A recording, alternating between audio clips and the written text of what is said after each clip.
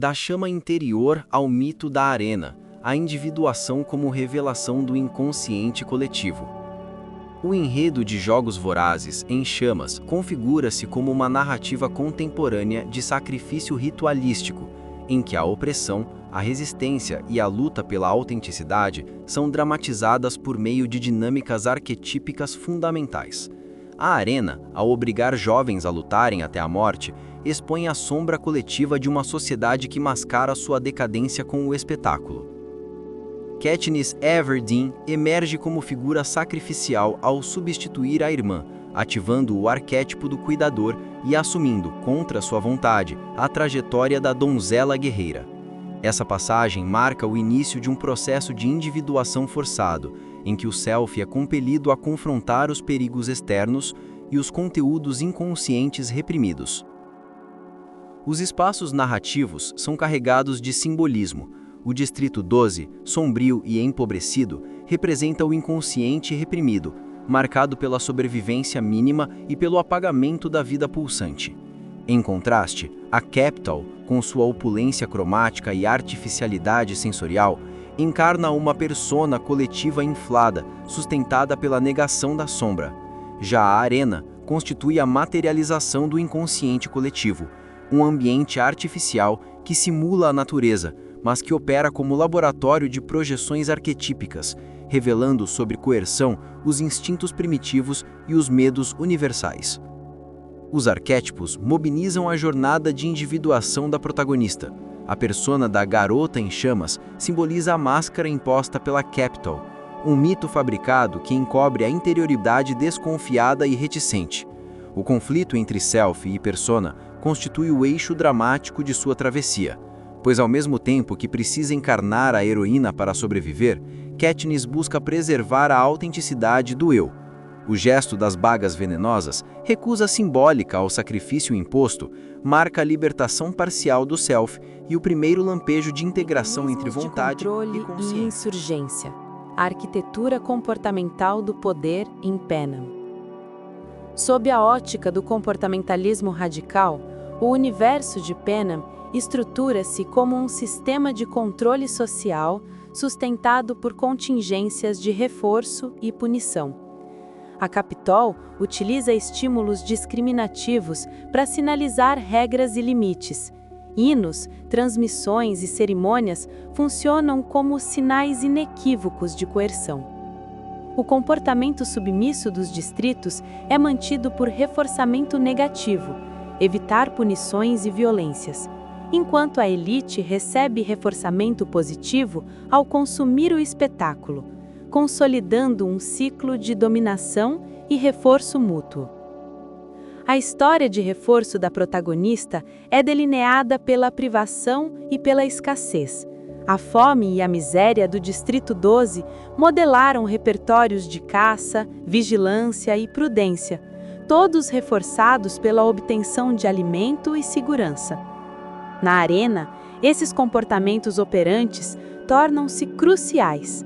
Caçar, esconder-se, formar alianças e administrar recursos são respostas mantidas por reforçadores diretos, como a sobrevivência, e indiretos, como o patrocínio do público.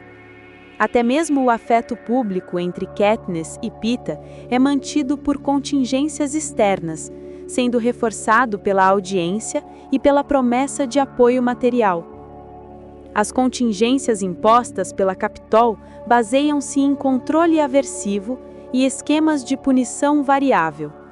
A arena é o ápice desse controle.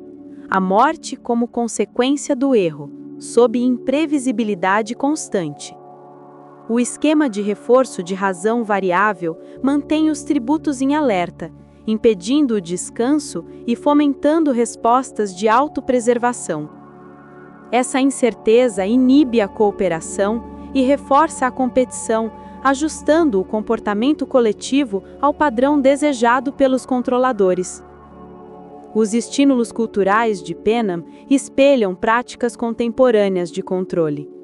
A espetacularização da violência e a naturalização da desigualdade reiteram a função dos meios de comunicação como estímulos discriminativos que mantêm a obediência social.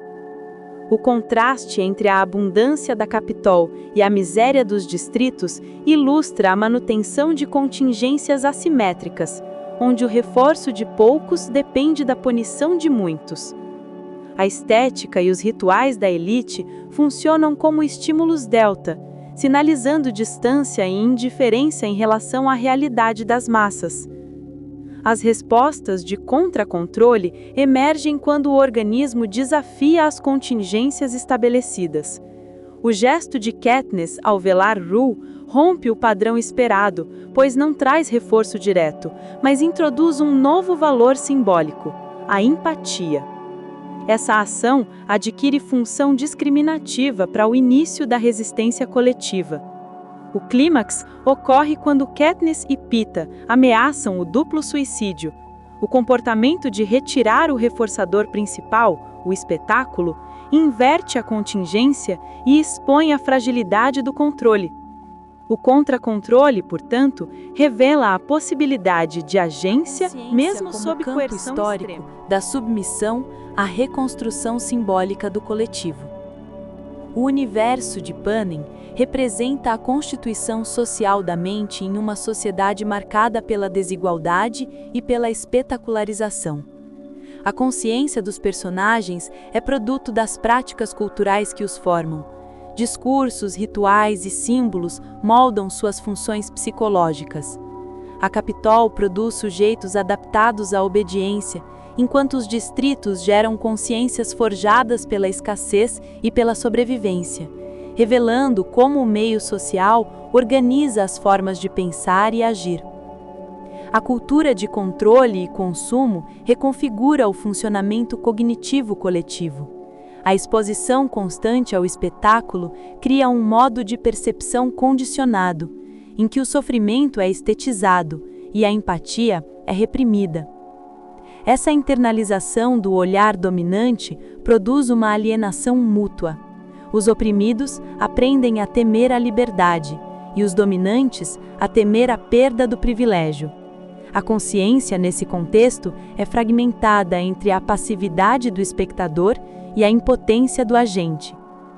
A atividade coletiva emerge quando os indivíduos transformam o medo em ação compartilhada. O gesto de Katniss adquire sentido social não por sua intenção isolada, mas pela resposta que suscita: a reorganização simbólica dos distritos em torno da insurreição. A mente deixa de ser reflexo do controle e torna-se instrumento de mediação histórica. Assim, a narrativa revela o processo pelo qual a experiência cultural reorganiza a consciência, mostrando que a transformação não nasce do indivíduo isolado, mas da prática comum que converte o sofrimento em projeto coletivo. E o abismo, fraturas do sujeito sob o olhar do outro. A trajetória de Katniss é marcada por recalques e deslocamentos que moldam sua defesa psíquica diante do trauma. A perda do pai e o peso de sustentar a família permanecem como conteúdos condensados em lapsos e pesadelos, expressando a impossibilidade de elaboração consciente. Na arena, o conflito externo desloca-se para o plano simbólico. A luta física transforma-se em metáfora da luta pela integridade subjetiva contra o colapso interno. O desejo da protagonista nasce da falta primordial, simbolizada pela ausência paterna e pela necessidade de proteger a irmã. Essa defesa produz uma idealização do cuidado e a recusa do prazer, convertendo o amor em dever. A Capitol, ao projetar sobre ela uma imagem heróica, impõe um reflexo alienante no registro do imaginário, um eu que não lhe pertence, mas que se torna inescapável. Entre a interioridade silenciosa e a persona pública, instala-se uma clivagem que intensifica o mal-estar e o esgotamento emocional. O simbólico dos jogos, estruturado pela regra da sobrevivência única, aprisiona inicialmente a protagonista. O ato das bagas venenosas rompe essa cadeia, introduzindo um novo significante, a escolha. Essa ruptura ressignifica a ordem imposta e instaura um momento de elaboração secundária, no qual a morte deixa de ser mera punição e torna-se instrumento de recusa. O real, contudo, irrompe na morte de Rue e nas cenas de violência, mostrando que nem toda experiência pode ser simbolizada. Katniss sobrevive, mas o trauma persiste como respo irredutível. Seu impulso à ação ultrapassa o controle racional. É uma força que sustenta e dilacera, movendo-a entre coragem e desespero. Essa energia ambígua, que a faz desafiar o poder e simultaneamente se submeter a ele, expressa o paradoxo de um sujeito atravessado por forças inconscientes, que o impulsionam à resistência mesmo sob o peso da alienação.